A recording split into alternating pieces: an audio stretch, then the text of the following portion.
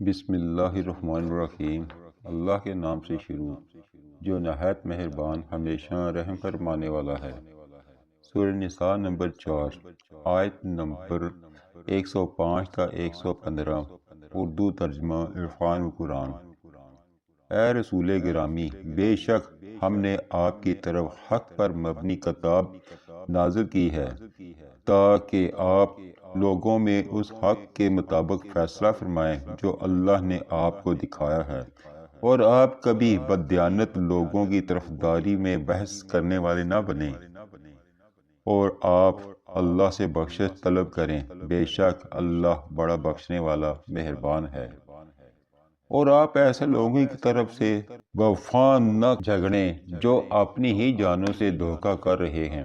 بے شک اللہ کسی ایسے شخص کو پسند نہیں فرماتا جو بڑا بددیانت اور بدکار ہے۔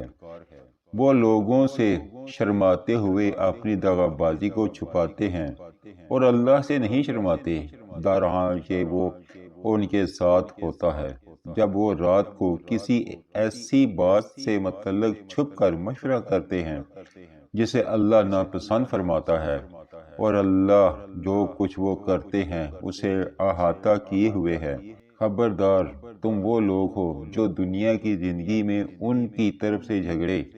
پھر کون ایسا شخص ہے جو قیامت کے دن بھی ان کی طرف سے اللہ کے ساتھ جھگڑے گا،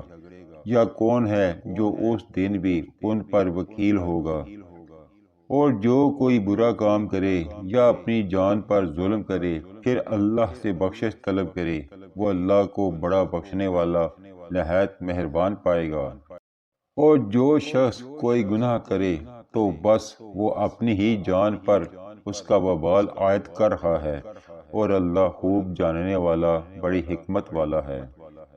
اور جو شخص کسی خطا یا گناہ کا ارتکاب کرے پھر اس کی تہمت کسی بے گناہ پر لگا دے تو اس نے یقیناً ایک بہتان اور کھلے گناہ کے بوجھ کو اٹھا لیا۔ اور اے حبیب، اگر آپ پر اللہ کا فضل اور اس کی رحمت نہ ہوتی تو ان دغا بازوں میں سے ایک گروہ یہ ارادہ کر چکا تھا کہ آپ کو بہکا دیں، جبکہ وہ محض اپنے آپ کو ہی گمراہ کر رہے ہیں، اور آپ کا تو کچھ بگاڑ ہی نہیں سکتے۔ اور اللہ نے آپ پر کتاب اور حکمت نازل فرمائی ہے،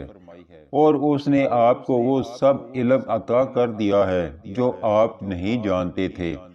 اور آپ پر اللہ کا بہت بڑا فضل ہے۔